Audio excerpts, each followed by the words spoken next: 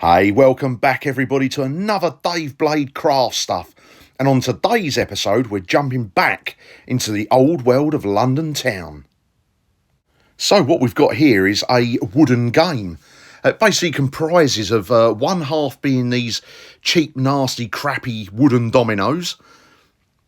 And the other half comprises of what these are. These are giant, what I can say is wooden cocktail sticks.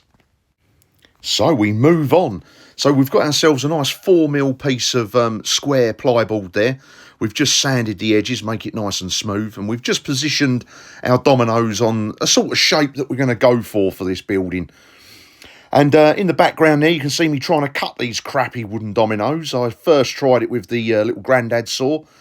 And then I thought, you know what, I'm going to pull the big guns out and go with a big old junior hacksaw.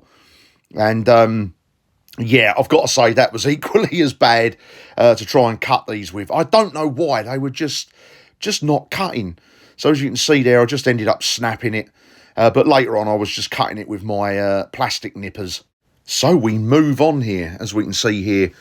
We're just going to start gluing this sort of base run of dominoes into position. Now, I did start gluing this with super glue, only purely the fact that I couldn't find my hot melt glue gun, which is what I usually use on pretty much sticking everything together. The trouble with super glue is this wood is very porous, and it was making life very difficult. So even though I did get this first little lot to stick together, I wouldn't recommend it. Definitely pull out the little glue gun.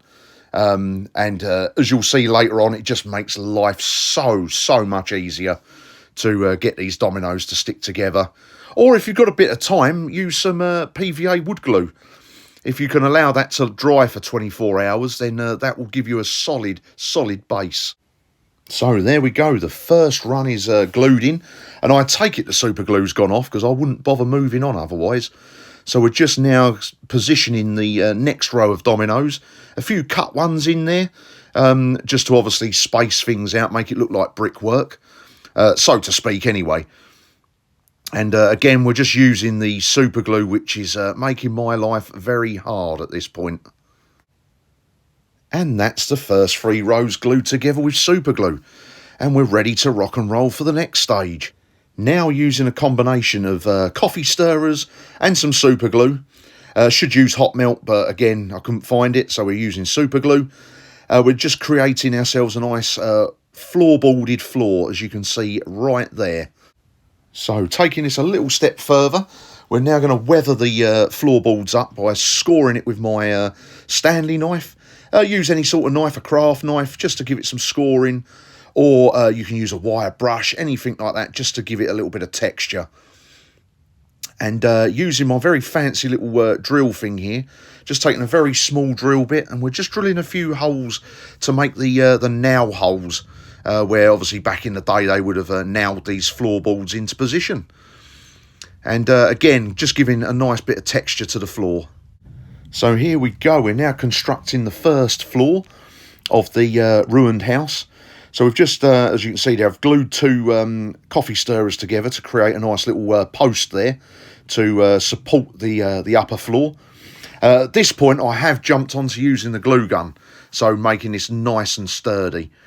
Also, as you can see, on the outside of the building, we've put little matchsticks, because back in the day, some of these old buildings in London had that sort of wooden sort of framework on the outside, and then plaster in the middle. So I thought I'd want to go with that sort of look and aesthetic for my building to obviously bring it into the old world of London town.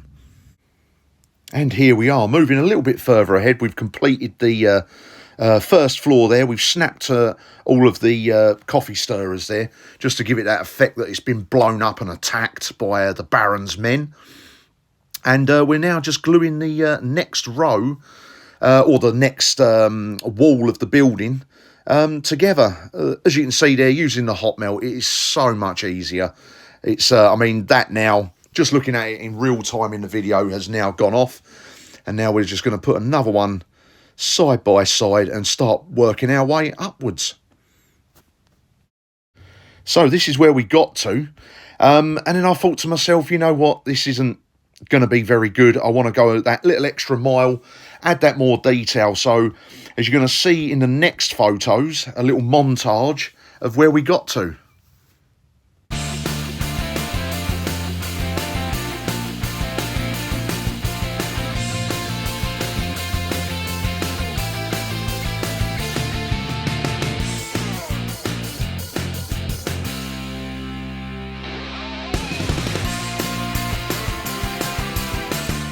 So here we go, we're right back in the mix here. We have ourselves here in a little tray, we've got ourselves the PVA glue and baking powder mix, and we're just now literally going to go over and cover the building with this. So we've done in between the beam panels, we've done the rocks, we can, as you can see there, the inside of the building. We've now covered the cobblestones outside.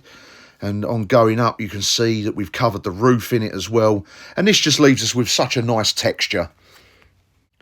And here we go. We're just using our hot melt gun here again. And we're just placing lots of this broken cork tile into position to create more and more rubble around the building where obviously it's been completely destroyed. Right, here we go. We're going to now start creating some vines and some big, large weeds, pretty much like stinging nettles or like cowweed that can be growing in and around this building. So as you can see there, I'm just taking a bog standard white string, easy to pick up anywhere. So there we go. So we've got our 3 pieces of string all cut and ready to go now. So using some nice cheap acrylic green paint, I've got myself a dark green and a light green. So we're just going to base these strings in a dark green paint first. As you can see here, just get loads on. Just try and keep turning that string just so that we get a nice even coverage all over that piece of string. And we're going to do that for all 3. Just to give us a nice base colour. So we've let the dark green paint now dry. So now we're taking our light green acrylic paint and we're just going to roughly brush this just across the top, just to break up the dark green there. So very important at this point, just to let the string fully dry. And the great thing about this is the acrylic paint doesn't crack. So you can still bend and mould the string however you want to. And as you can see here, we've dived back in and filled up our little tray with some just bog standard PVA school glue. And using an old dirty paintbrush, we're just going to liberally coat all of this string, making sure we get a nice coverage all across it. So keep turning it, moving it with a brush. Then once it is all fully coated, we can take it over to our nice little tub of flock. I've gone for the light green flock because I thought that would stand out nicely on the dark green paint. And then just get it in there, push it all around, make sure we get a nice even coat across the string. So yeah, do that for all 3 pieces of string, and we've got our 3 vines all ready to go once they're dried. Right, we're going to move on now to create our big tall weeds that are going to grow in between the rubble. As you can see here, I've got myself a Bakewell Slice cake tray. We're just going to use one of those to put some flock in. I thought I'm going to chance my arm and go with a slightly different flock on this, just to break up and make things a little bit different between everything. So this is a slightly darker shade, and then I do believe I add a little bit of the light in there anyway, a few little pinches, just to give me a nice little varied flock. So it's not like a light green and a dark green, it's kind of like a mixture in there, ready for our big tall weeds that we're going to create. Just going to give that a little shake and use the coffee stirrer there. So there we go. I think that's about right. That's about ready to go. And so all I'm going to use to create the upright weeds is going to be some garden wire, which you can pick up from, I think, almost any shop. I get mine from a hardware store, and it's perfect because it's got a plastic coating to it which glue sticks to, and it's also green, so we don't have to worry about painting this. All I've got to do is just straighten it a little and just cut various different lengths. I think I cut about 6 or 7 pieces. As you can see there, it doesn't have to be exactly straight. A plant is never exactly straight, is it? So we're just going with a little small pair of wire cutters here, and just going to cut these up into various sizes. So once we've cut all the lengths we need, we're just going to give each one a nice little coating of our PVA glue, making sure we get plenty on there, just so that our flock will adhere to it nicely. And then literally just pop it just into the flock itself, give it a little roll around, a flick over with a coffee stirrer, you know, whatever you want to do, just as long as we get a nice little coating like that. So yeah, it's now very important now just to leave everything to sit and dry.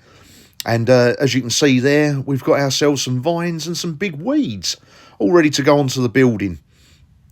So there's our finished building there. We've got all of the glue and the rocks and all the bits and pieces on there. And I do believe this is going to be ready for spray painting next. Get our good black base coat on that. So again, we've jumped ahead there. So we based the model with a black undercoat. And as you can see here, we've just started adding on some layers of brown paint to create the effects. So we've done the rubble, we've done the plaster work inside of the black beams there. And just generally what we're doing at the moment is just getting some base colours on the model. So as you can see, we've jumped up there to the roof. We've got a nice base colour of grey paint on there. Kind of wanted to go for a bit of a slate effect for the roof. Kind of a bit traditional of the old world of London town. So yeah, as you can see there, it's all nicely textured. And we come back down. We're going to have a little spin round. So all like the little rubble, all the edges.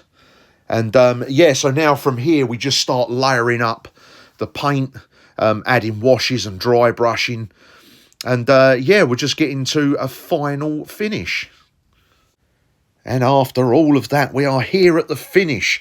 So we've got the ruined house. It is all complete. It is all fully painted, dry brushed and washed. And we've stuck on lots of foliage. So we've stuck our vines, the weeds. We've got moss on there. We've got bushes. We've got all sorts on there just to give the effect of a completely destroyed and ruined house. So who lives here? Well, it's the leader of the Rats. They are a highly trained gang of people looking to take down the Baron. The Baron found out about the leader's house through his biological vine weapon and therefore sent his team of henchmen to destroy this house. Luckily, the Rats leader has many different places to hide, so wasn't fazed too much by this at all, but just more determined to take down the Baron.